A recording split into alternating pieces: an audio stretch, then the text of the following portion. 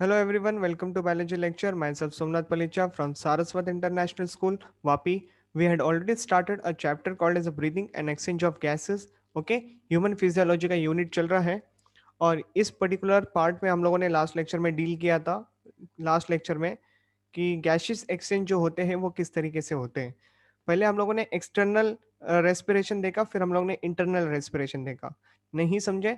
External respiration का मतलब ये था कि हम लोगों ने एल्वियोलाई के थ्रू और हमारे ब्लड वेसल्स के थ्रू एक्सचेंज कैसे होते हैं गैसेस के बारे में पता किया था, जहाँ पे आप लोगों ने पार्शियल प्रेशर ऑफ ऑक्सीजन के बारे में and partial pressure of carbon dioxide के बारे में सीखा।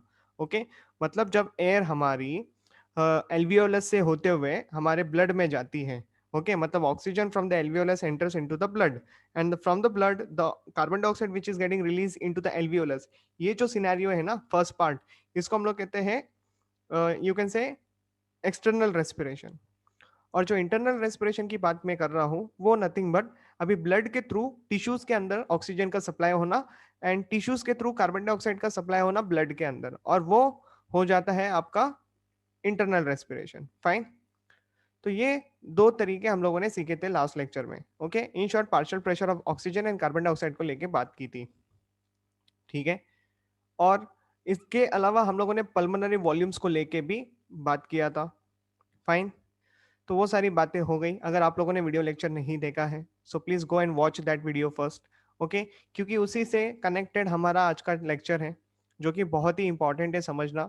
ओके, यहाँ से काफ़ी सारे क्वेश्चंस आने की पॉसिबिलिटी बन जाती है।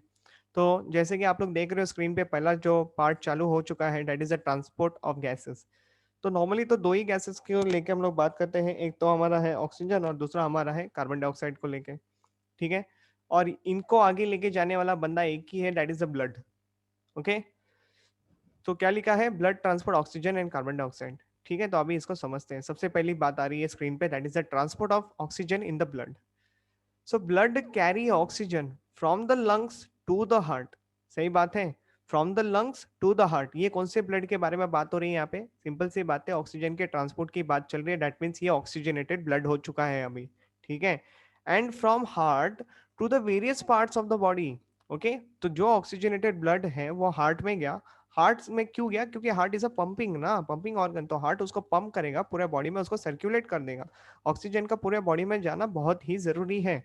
ओके, तो अभी ऑक्सीजन सप्लाई कैसे होगा वाया ब्लड, ये देखना है। सी, एज डिजॉल्व्ड गैस, तो oxygen will be supplied as a dissolved gas, लेकिन कितना percentage? Almost 3%। Okay, so about 3% of oxygen जो है वो ब्लड के अंदर डिजॉल्व फॉर्म में जाता है, और डिजॉल्व किस में होता है? तो प्लाज्मा के अंदर। ओके, ये आपको कंपलसरी याद रखना है, which carry oxygen to the body sales.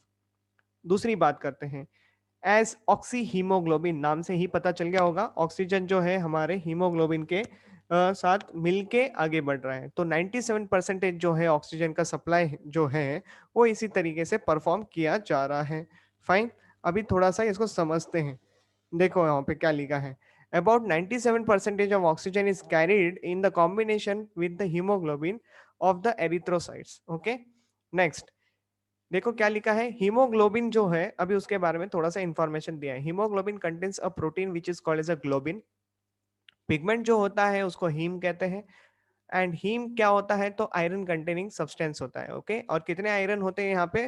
Total 4 iron molecules होते हैं, फेरस आयंस होते हैं, मतलब फेरस Fe2+ आयंस होते हैं। ठीक है, कितने होते हैं? 4 होते हैं, और ये एक एक फेरस आयन जो है ना, एक एक ऑक्सीजन को बाइंड कर लेता है। तो इन शॉर्ट, हीमोग्लोबिन कितना ऑक्सीजन के साथ बाइंडिंग कर सकता है? 4 मॉलिक्यूल्स ऑफ ऑक्सीजन। क्लियर हो गया? तो एक हीमोग्लोबिन 4 मॉलिक्यूल ऑफ ऑक्सीजन को बाइंडिंग करने की कैपेसिटी रखता है। And yes of course it is a reversible reaction. क्यों? देखो, जब ऑक्सीजन हीमोग्लोबिन के साथ बाइंड हो रहा है तो ये टेक्निक क्या हो रही है? ऑक्सी हीमोग्लोबिन फॉर्मेशन की हो रही है, और ये लंग्स में होता है। ओके, जब लंग से ब्लड हमारा हार्ट में जाता है और हार्ट से हमारे टिश्यूज के पास जाता है, तभी ये जो कॉम्प्लेक्स बना हुआ है हीमोग्लोबिन का, ये टूटना भी तो जरूरी है, नहीं तो ऑक्सीजन जाएगा कैसे टिश्यूज के पास? So it is a reversible reaction. Okay, haemoglobin जो है, मतलब ऑक्सी हीमोग्लोबिन जो है, it will break down into the oxygen and haemoglobin. Oxygen जो है it will go back to the tissues, and simultaneously now this haemoglobin will bind with the, you can say, carbon dioxide, और वो फिर आगे चले जाएगा। ये सारी प्रोसेस है। कार्बन डाइऑक्साइड को मैं बाद में ही बताऊंगा, फिलहाल के लिए तो इतना आप लोगों ने ध्यान में रखना है, ठीक है, क्योंकि कार्बन डाइऑक्साइड का एक अपना अलग से फंडा होता है।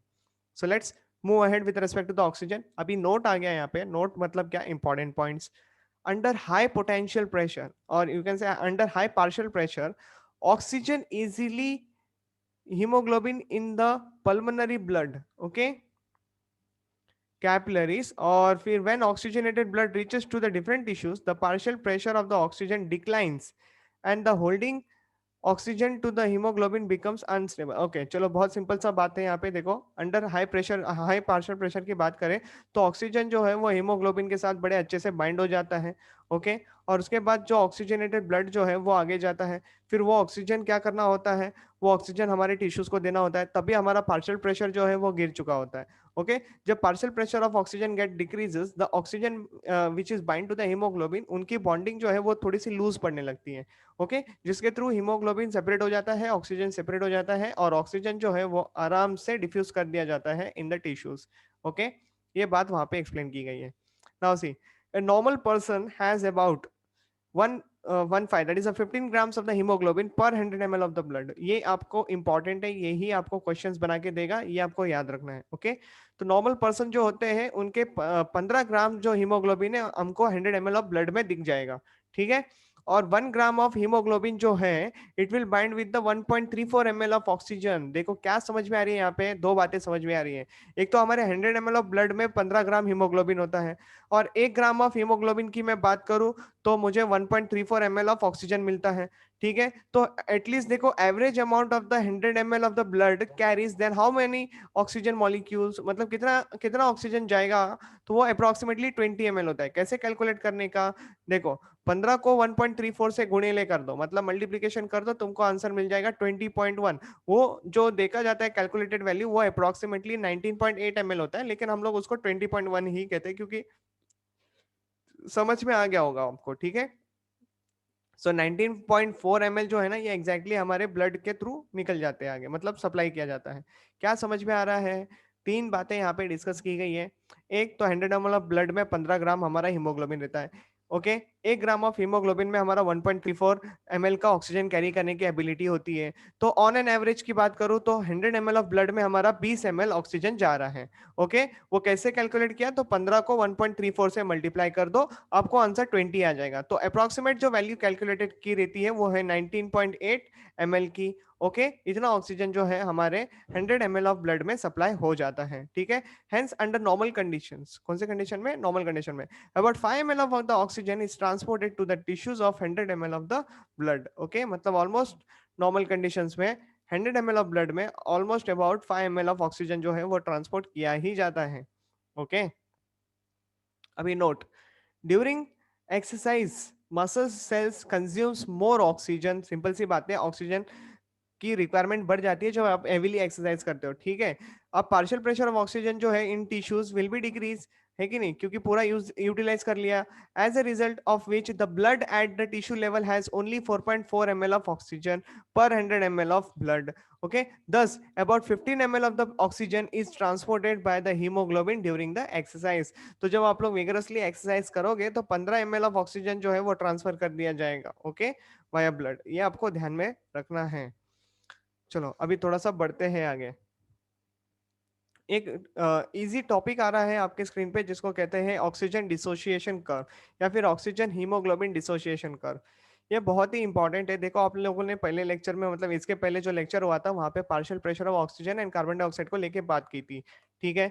तो सबसे पहले मैं आप लोगों को एक ग्राफ को एक्सप्लेन कर देता हूँ, then only I can able to explain this properly to you. Okay, क्योंकि ये ग्राफ जो है ना, इसको समझ लो तो बाकी सारी चीजें ना आपके लिए ईजी हो जाएगी, क्योंकि सारा एक्सप्लेनेशन ग्राफ को लेके ही है।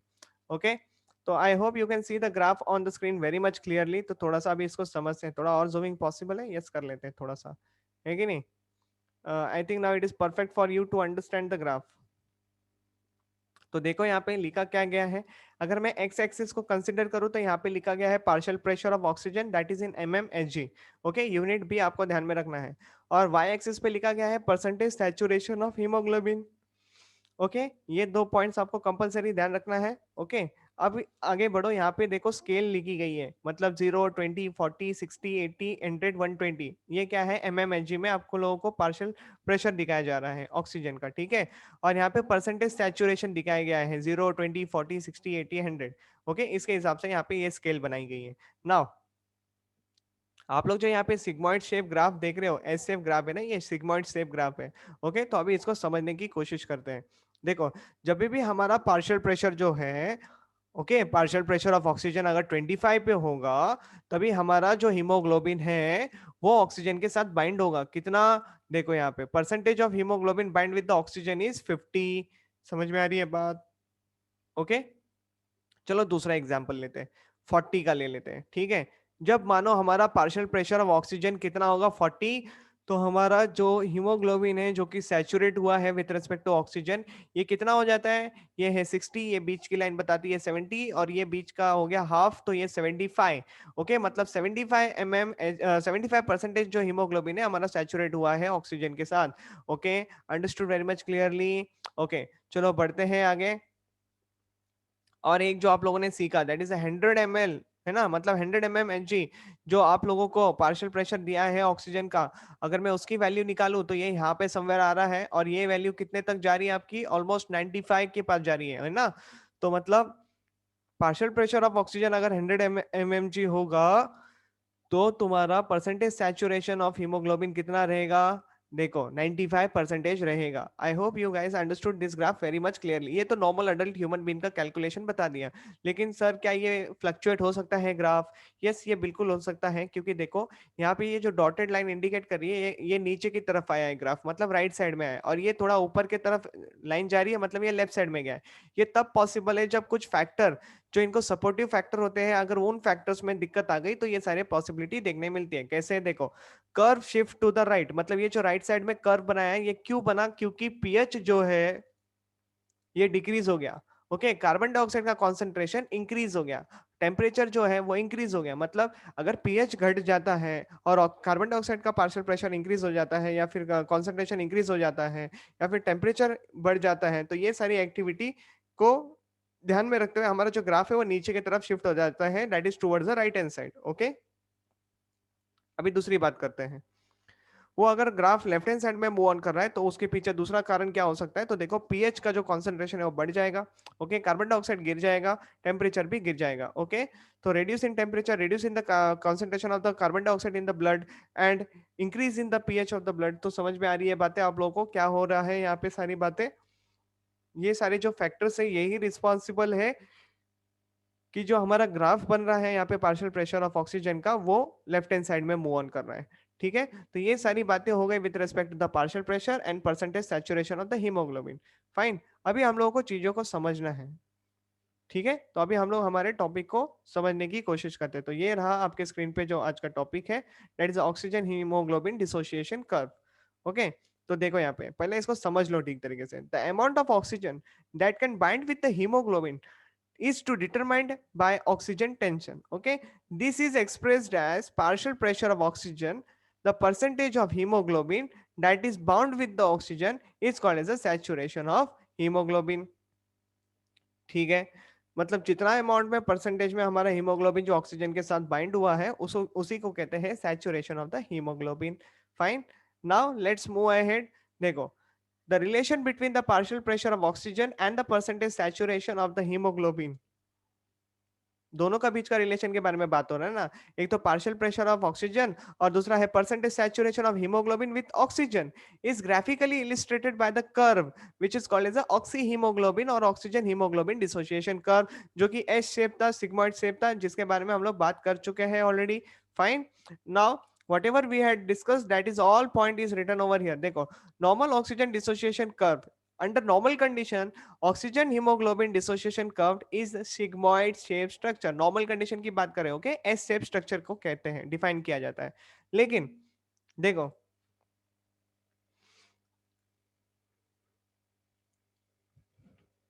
Lower part of the curve यहाँ पे जो दिया है shows the dissociation of oxygen from the haemoglobin, and the upper part of the curve, मतलब ये एस शेप है ना, मतलब लोअर पार्ट जो है वो दिखाता है कि dissociation of oxygen from haemoglobin, and upper part क्या दिखाता है, it indicates that acceptance of the oxygen by the haemoglobin.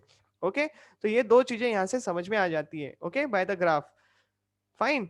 अभी आगे बढ़ते हैं। When the partial pressure of oxygen is 25 mm of Hg, हम लोगों ने देखा था कितना हीमोग्लोबिन सैचुरेटेड हो गया था ऑक्सीजन के साथ, वो था 50%, है ना। अभी दूसरा पॉइंट भी देखो, ये सारे वैल्यूज जो है अभी हम लोगों ने ग्राफ में देखे थे। It means that the blood contains 50% of the oxygen, the partial pressure at which the haemoglobin saturated is 50% is called as the partial pressure 50। Okay, percentage of haemoglobin saturated is 50, ऐसे ऐसे बोलने का मतलब है उसका, ठीक है। Now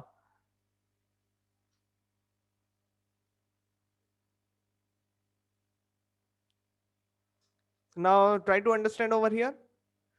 At 40 mmHg, the partial pressure of oxygen saturation is 75%, and you can say it becomes 95% when the partial pressure of oxygen is 100 mmHg। ठीक है, तो ये सारे ग्राफिकल वैल्यूज थे जो मैंने आप लोगों को सीधा सीधा एक्सप्लेन कर दिया। यहाँ पे बढ़ते हैं थोड़ा सा फैक्टर्स की तरफ। यही यही वो पॉइंट्स है जो मैंने बताया था कि पीएच बढ़ने से और कार्बन डाइऑक्साइड और फिर क्या कहते हैं, ये सारी बातें जो डिक्रीज होती है उसी के थ्रू बाकी का जो फैक्टर है, मतलब ग्राफ जो है राइट में या फिर लेफ्ट में मूव ऑन करता है ना। तो यही पॉइंट्स अभी मैंने यहाँ पे लिख भी दिए, तो देखो इसको। तो oxygen haemoglobin dissociation curve is shifted to the either right और either left by various factor. तो सबसे पहला शिफ्ट टू द राइट के बारे में ही बात करते हैं। It indicates that dissociation of the oxygen from the haemoglobin. क्या बता रहा है शिफ्ट टू राइट का मतलब? It indicates that dissociation of oxygen from haemoglobin it is possible due to increase in the partial pressure of carbon dioxide, जिसको Bohr effect कहते हैं। इसके बारे में अभी थोड़ी देर में बात करेंगे, ओके, फिलहाल के लिए ध्यान रखना। Increase in the partial pressure of carbon dioxide का मतलब होता है Bohr effects. Okay, next, increase in the hydrogen ion concentration and decrease in the pH, okay, that is acidity. अब मेरी बात सुनो यहाँ पे, देखो, जितना ज्यादा हीमोग्लोबिन ऑक्सीजन के साथ बाइंड होने लगेगा उतना ज्यादा हाइड्रोजन आयन रिलीज होने लगता है। और हाइड्रोजन आयन रिलीज का होने का मतलब क्या है? That it indicates that acidity. Okay, मतलब एसिड कैरेक्टरिस्टिक फीचर जो है यहाँ पे देखने मिल रहा है। देखो मेरी बात फिर से सुनो। When oxygen get binds with the haemoglobin, acidity get increase, in short pH जो है वो बढ़ जाता है। क्यों बढ़ जाता है? क्योंकि हाइड्रोजन आयन कॉन्सेंट्रेशन जो है वो बढ़ने लगता है। ओके, ये हाइड्रोजन आयन जो रिलीज हो रहे हैं इनका क्या काम है सर? अभी थोड़ी देर में बताऊंगा। फिलहाल के लिए इतना ध्यान रखो कि पीएच जो है यहाँ पे डिक्रीज हो रहा है। ओके, पीएच डिक्रीज होने का मतलब क्या है? एसिडिटी कंडीशन आना। और इसके वजह से क्या होता है? तो ये ग्राफ जो है वो शिफ्ट हो जाता है राइट साइड में। दूसरा जो सिनेरियो है वो है increase in the body temperature, again the graph will be shifted to the right. Okay, fine. Now let's move ahead. जब शिफ्ट टू द लेफ्ट के बारे में बात आती है, it indicates that acceptance of the oxygen by the haemoglobin. Okay, the oxygen hemoglobin dissociation curve is shifted to the left in the following condition, जैसे कि decrease in the partial pressure of carbon dioxide, increase in the low temperature, or you can say, sorry, not increase in the low temperature, if there is a low temperature. Okay, और pH जो है वो high हो जाना, मतलब क्या? Basic condition आ जाना। Okay, तो ये सारी प्रॉब्लम्स के वजह से हमको डिफरेंट डिफरेंट सिनारियोस देखने मिलती है। मतलब ये सारे फैक्टर्स की वजह से हमारा जो ग्राफ है वो लेफ्ट हैंड साइड में मूव ऑन कर जाता है। अभी जो मैंने कहा कि बोर इफेक्ट के बारे में अभी आप लोगों को समझाऊंगा, तो ये रहा बोर इफेक्ट जो आपके स्क्रीन पे आ चुका है। Carbon dioxide on been released in the blood, सुनो ठीक से, carbon dioxide on been release in blood react with the water and forms the carbonic acid, जिसको H2CO3 कहते हैं। देखो सिंपल सा रिएक्शन है, कार्बन डाइऑक्साइड वाटर के साथ कर दो, in presence of an enzyme called as the carbonic anhydrase, okay, H2CO3 बन जाएगा। ये जो एंजाइम है ये सबसे फास्टेस्ट काम करने वाला एंजाइम है। मैंने आप लोगों को बायोमोलिक्यूल्स वाले चैप्टर में एंजाइम पार्ट जब पढ़ाया था तो यही टॉपिक था जहां से हम लोगों ने एंजाइम को समझना चालू कर दिया था। ओके, मतलब ये कन्वर्ट करता है सबस्ट्रेट को प्रोडक्ट के अंदर, वो भी हर सेकंड में 6 लाख के मॉलिक्यूल के हिसाब से हमको प्रोडक्ट मिलता है। 6 lakh products we gets in just you can say 1 second per second, you can say, understood? So product क्या है यहाँ पे? Carbonic acid. अब ये soon carbonic acid will get converted into H plus ions and HCO3 minus ions। ये क्या है minus ions? these are carbonate ions, bicarbonate ions. Okay, ध्यान रखना है ये बाइकार्बोनेट आयंस को लेके। इसके बारे में मैं और बात करूंगा आगे जाके। फिलहाल के लिए बोर इफेक्ट आप लोग पढ़ रहे हो, ठीक है। तो H2CO3 which dissociates into the H plus and HCO3 minus ions release H plus ions which lowers the pH of the blood। Okay, तो क्या हो गया? इन शॉर्ट पीएच जो है ब्लड का वो कम हो गया। ओके, hence एसिडिटी कंडीशन आ गई। तो देखो, and induces the dissociation of the haemoglobin to give up the more oxygen. This phenomenon of increase in the CO2 concentration resulting in increase in the dissociation of the oxyhemoglobin which is known as the Bohr's effect. Okay, तो ये बात यहाँ पे खत्म हो गई. Bohr effect आप लोगों ने समझ में आ गया. Okay, this is an important factor increasing oxygen. देखो, increasing oxygen transport. Now, the presence of carbon dioxide decrease the affinity of hemoglobin for oxygen and increase the release of oxygen to the tissues. अगर carbon dioxide का scenario बढ़ जाएगा तो affinity का जो scenario है with respect to the haemoglobin and oxygen वो कम हो जाएगा. Okay, and increase the release of oxygen, मतलब जो ऑलरेडी हीमोग्लोबिन जो ऑक्सीजन के साथ बाइंड था अब उनका बॉन्ड जो है अनस्टेबल होकर ऑक्सीजन को रिलीज करने का काम करेगा. ठीक है, and release see increases the release of oxygen to the tissues. जो ऑक्सीजन जो हीमोग्लोबिन के साथ है वो अभी रिलीज हो जाएगा वहां से और सीधा टिश्यूज के अंदर एंटर कर जाएगा. इससे कारण क्या हो जाएगा, पीएच ऑफ द ब्लड जो है वो फॉल हो जाएगा, मतलब गिर जाएगा. And it's carbon dioxide content जो है वो इंक्रीज हो जाएगा, मतलब टिश्यूज उस समय क्या करेंगे, कार्बन डाइऑक्साइड को डिफ्यूज कर देंगे ब्लड के अंदर. Fine. Thus, the overall result of Bohr effect is to allow the greater oxygen transport from the lungs to the tissues. तो बोर इफेक्ट का इन शॉर्ट प्लस पॉइंट यही है कि ज्यादा से ज्यादा ऑक्सीजन जो है वो हमारे टिश्यूज तक आ जाए. कहां से, लंग्स के थ्रू, है ना. तो लंग्स के थ्रू ऑक्सीजन जो है वो ब्लड में आता है, ब्लड वो हमारा हार्ट में जाता है, हार्ट से ऑक्सी हीमोग्लोबिन वगैरह जो सिनारियो है वो आगे जाके पूरा बॉडी में सर्कुलेट हो जाता है. ओके, तो उसी को बोर इफेक्ट कहते हैं हम लोग. Fine.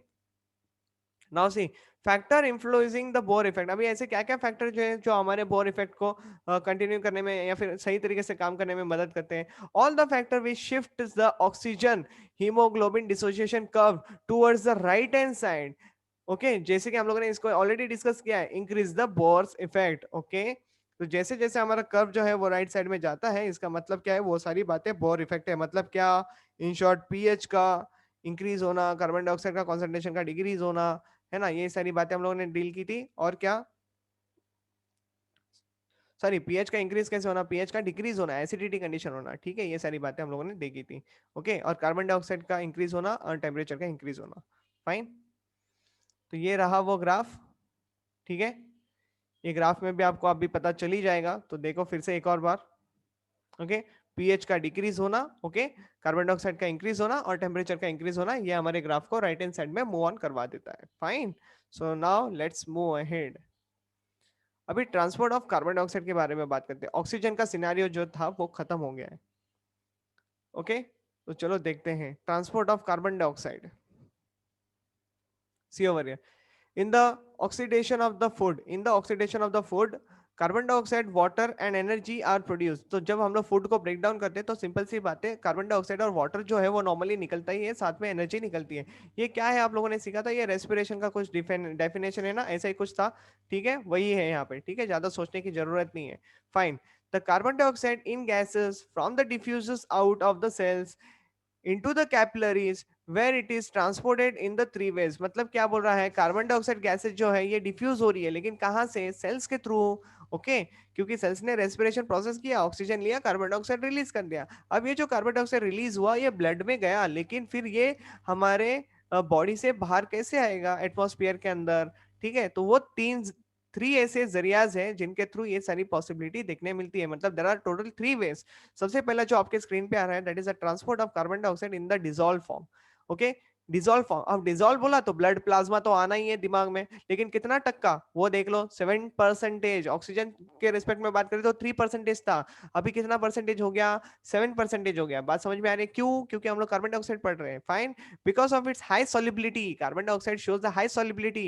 About 7% of the carbon dioxide get dissolved in the blood plasma and it is carried in a solution to the lungs. Fine. Next, thus as compared to the oxygen, a much larger volume of carbon dioxide is transported in the dissolved form. This is about 7%. All the carbon dioxide transported by the blood from the tissues to the lungs is 7%. Okay.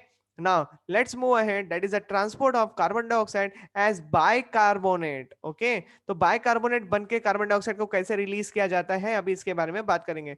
The largest fraction of the carbon dioxide is about 70%. मतलब पूरा जो 70% of carbon dioxide है, okay, वो किस format में भेजा जा रहा है, वो बाइकार्बोनेट के फॉर्म में भेजा जा रहा है। समझना काफी आसान है, टेंशन लेने की कोई जरूरत नहीं है। बाइकार्बोनेट आयंस मतलब क्या, SCO3 माइनस आयंस है ना, and it is transported in the plasma, तो वो किसके थ्रू जाता है, प्लाज्मा के थ्रू ही जा रहा है। Okay, now see over here, when carbon dioxide diffuses in the RBC, it combines with the water, forming the carbonic acid. और carbonic acid जो है unstable है, quickly टूट जाता है, dissociates into the bicarbonate ions and the hydrogen ions, जैसे कि हम लोगों ने थोड़ी देर पहले ये रिएक्शन देखा ही था। ओके, तो देखो यहाँ पे स्क्रीन पे लिखा है, carbon dioxide plus water in presence of an carbonic anhydrase enzyme, hydro carbonic acid का फॉर्मेशन हो रहा है। यही carbonic acid in presence of same enzyme, that is a carbonic anhydrase, it will break down into carbonate, okay, bicarbonate and H plus ions, that is a hydrogen ions। अभी देखो क्या हो रहा है, although this reaction is also occur in the plasma, it is see 1,000 times faster in erythrocytes because they and not plasma. देखो because they contain the carbonic anhydrase enzyme, क्योंकि ये देखो क्या लिखा है, फास्टर बोल दिया ना यहाँ पे, 1000 टाइम फास्टर। मैंने आप लोगों को ऑलरेडी बता दिया कि कार्बोनिक एनाइड्रेस एंजाइम एक ऐसा एंजाइम है जो कि सबसे फास्ट काम करने वाला एंजाइम है, ठीक है। Contains the carbonic anhydrase enzyme that reversible catalysis the conversion of CO2 and H2O to the carbonic acid, hydrogen ions is released during this reaction। अब ये जो कार्बन डाइऑक्साइड, ये जो हाइड्रोजन आयन जो रिलीज हुआ ये रिएक्शन में, ये क्या करता है, ये हमारे हीमोग्लोबिन के साथ बाइंड हो जाता है। ओके, जिसका मतलब क्या होता है, बोर इफेक्ट, जो अभी हम लोगों ने थोड़ी देर पहले देखा। okay, thus no oxygen is released is enhanced by the CO2 loading as SCO3 minus ions, that is a bicarbonate ions, because of the buffering effect of the hemoglobin। The liberated hydrogen ions cause a little change in the pH under resulting conditions। Okay, hence the blood becomes slightly more acidic. क्यों acidic हुआ, तुमको पता चल गया है कि hydrogen ion जो है वो रिलीज होते हैं, जिसके कारण हमारा ब्लड का पीएच जो है वो स्लाइटली एसिडिक हो जाता है। ओके, पीएच जो है वो गिर जाता है, लाइक 7.4 टू 7.34 हो जाता है as it is passes through the tissues. तो ये देखो यहाँ पे सिनेरियो पूरा दे के रखा है, ये रहा कार्बन डाइऑक्साइड जो कि टिश्यूज में था, इसने रिलीज कर दिया। ओके, ब्लड के अंदर गया, ब्लड के अंदर किस में गया, तो आरबीसी के अंदर गया, फाइन। जैसे ही कार्बन डाइऑक्साइड वाटर के साथ रिएक्शन करता है in presence of carbonic anhydrase enzyme, it will give rise to the carbonic acid. Carbonic acid will soon break down, क्योंकि वो अनस्टेबल होता है, in H plus and HCO3 minus ions. अभी मेरी बात को थोड़ा सा ध्यान देने का टाइम आ चुका है आप लोगों का। ये जो बाइकार्बोनेट आयंस है ना, ये बाइकार्बोनेट आयंस, ये आप लोगों को यहाँ पे जो सर्कुलर फाइन में स्ट्रक्चर देख रहा हूँ है ना, ये जो स्ट्रक्चर है इसको कहते हैं बाइकार्बोनेट क्लोराइड प्रोटीन, या फिर बाइकार्बोनेट क्लोराइड कैरियर प्रोटीन, इसको ऐसा कहा जाता है। ये क्या करता है, ये जो नेगेटिव चार्ज है इसको आरबीसी के बाहर भेज देता है। Okay, now at the same time देखो, नेगेटिव आयंस अगर आरबीसी से बाहर जा रहे हैं तो हो सकता है, पॉसिबिलिटी है कि अंदर जो नेगेटिव, अंदर जो पॉजिटिव आयंस है ना, H प्लस आयंस का कॉन्सेंट्रेशन बढ़ जाए और इसका जो कॉन्सेंट्रेशन है नेगेटिव चार्ज का वो गिर जाए। ये होना नहीं चाहिए, इसलिए उसी समय में क्लोराइड जो है वो आरबीसी के अंदर एंटर कर जाते हैं from the same carrier protein. Okay, जिसको हम लोग कहते हैं क्लोराइड शिफ्ट। क्या कहते हैं, क्लोराइड शिफ्ट। ये क्यों आया अंदर क्लोराइड शिफ्ट, क्योंकि नेगेटिव आयंस जो है वो बाइकार्बोनेट के फॉर्म में बाहर चले गए और क्लोराइड आयन जो है वो अंदर आ जाते हैं। क्यों, ताकि ये पॉजिटिव एंड नेगेटिव चार्ज को बैलेंस बना के रखे, ठीक है। और ये जो हमारा हाइड्रोजन आयंस है ना, ये हाइड्रोजन आयंस क्या करते हैं, हीमोग्लोबिन के साथ बाइंड हो जाते हैं, फॉर्म करते हैं HHB। ओके, इस तरीके से ये सिनेरियो आपको देखने मिला। ओके, ये आरबीसी की जो मेम्ब्रेन होती है उसको डोनांस मेम्ब्रेन भी कहते हैं, DONNANS, डोनांस मेम्ब्रेन। यहाँ पे लिख देता हूँ आपके लिए, RBC membrane is called as a Donnan's membrane.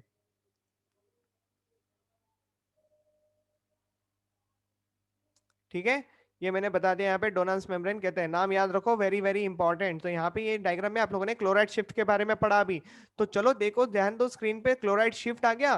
तो बेटा अभी क्लोराइड शिफ्ट को दूसरा नाम हैंडबर्गर फिनोमिनॉन भी कहते हैं। अब ये क्या है, तो ये आपके सामने क्वेश्चन है, देखो।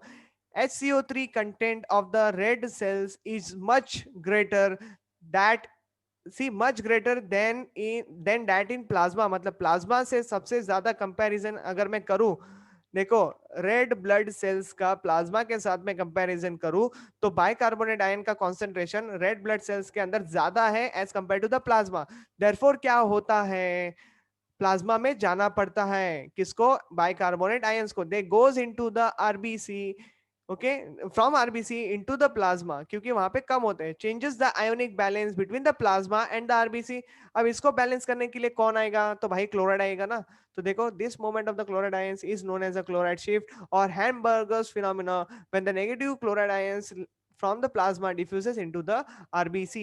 The chloride shift occur rapidly and is essential to complete in 1 seconds. कितने टाइम में होना चाहिए, 1 सेकंड में काम हो जाता है। देखो, consequently the red cells takes up the water and increases its size. Fine. अभी तीसरे सिनेरियो के बारे में पढ़ लेते हैं।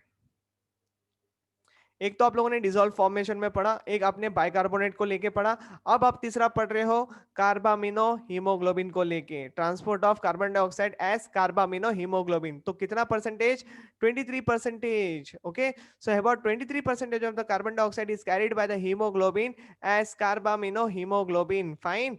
नाउ सी कैसे पॉसिबल है ये।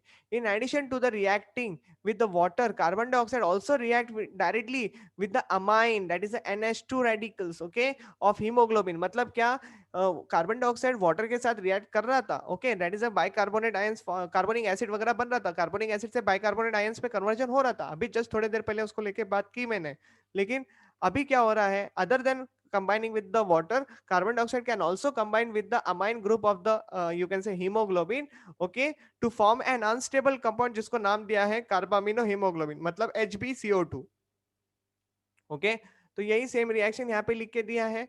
Now every 100 ml of the deoxygenated blood, the blood delivers approximately 4 ml of the carbon dioxide to the alveoli। मतलब इस फॉर्मेशन में ये सिनेरियो देखने मिल रहा है, कार्बामाइनो हीमोग्लोबिन के फॉर्मेशन में भी कार्बन डाइऑक्साइड को ट्रांसफर किया जाता है।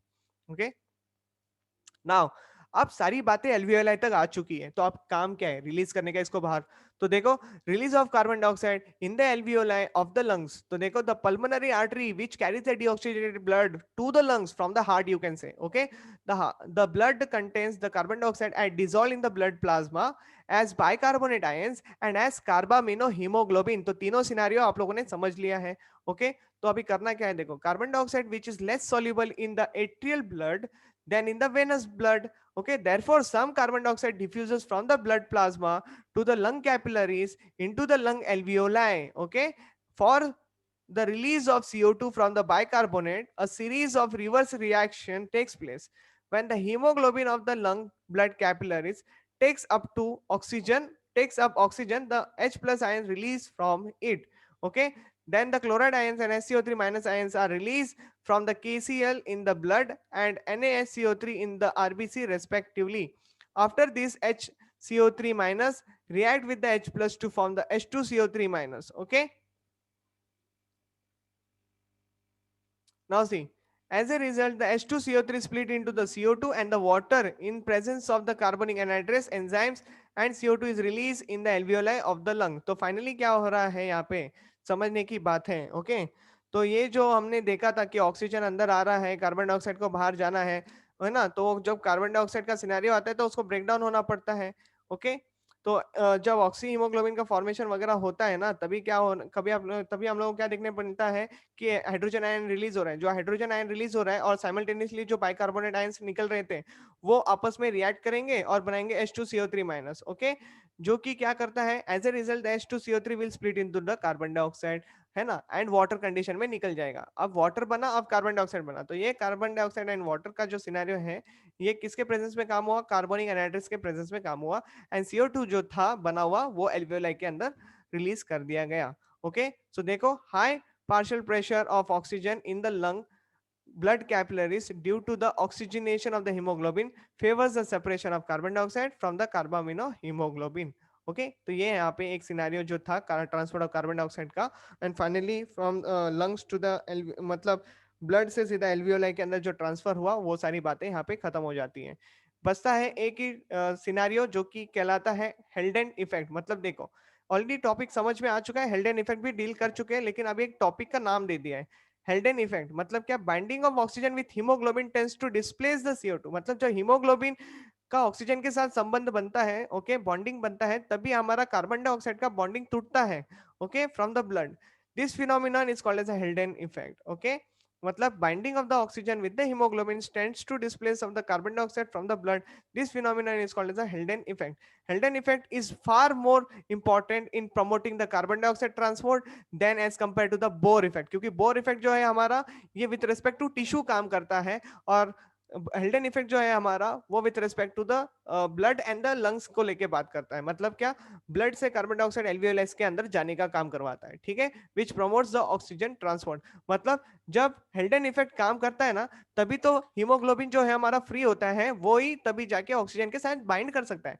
इसलिए बोर इफेक्ट के कंपैरेटिवली हेल्डन इफेक्ट जो है वो सबसे ज्यादा मायने रखता है. Okay, so now see, Haldane effects encourages the carbon dioxide exchange in both the tissues and the lungs. Thus the Haldane effect and the Bohr effects are complement to each other. वैसे देखा जाए तो दोनों एक दूसरे के लिए complement है. ठीक है, in the tissues addition to the carbon dioxide to the blood facilitate the unloading of the oxygen by Bohr effect and turn oxygen unloading favors uptake of CO2 by the Haldane effects. Okay, so ये सारी बातें जो है हम लोगों ने आज के लेक्चर में डील कर ली. आने वाले लेक्चर में हम लोग का जो टॉपिक है वो खत्म होने वाला है, जहाँ पे हम लोग बात करेंगे रेस्पिरेटरी सेंटर्स को लेके. ओके, और कुछ इंटरेस्टिंग डिसऑर्डर्स को लेके बात करेंगे. एक्चुअली इंटरेस्टिंग नहीं बोलना चाहिए, क्योंकि डिसऑर्डर से मतलब सम काइंड्स ऑफ प्रॉब्लम्स के बारे में हम लोग डील करने वाले हैं, जो कि ब्रीदिंग से रिलेटेड है, रेस्पिरेटरी हेल्थ से रिलेटेड है. ठीक है, and then that will be our chapter will get over in the coming session. तो इसके लिए आपको क्या करना है, आपको एनसीईआरटी का जो टेक्स्ट बुक है वो पढ़ते रहना है कंपलसरी. आज ऑक्सीजन ऑक्सीजन डिसोसिएशन कर्व के बारे में जो भी बात हुई, जो रिएक्शंस को लेके बात हुई, वो सारी बातें आपको एनसीईआरटी से एक बार गो थ्रू करनी है. बात समझ में आई? चलो मिलेंगे अभी आपको नेक्स्ट लेक्चर वीडियो से. तब तक के लिए बाय बाय.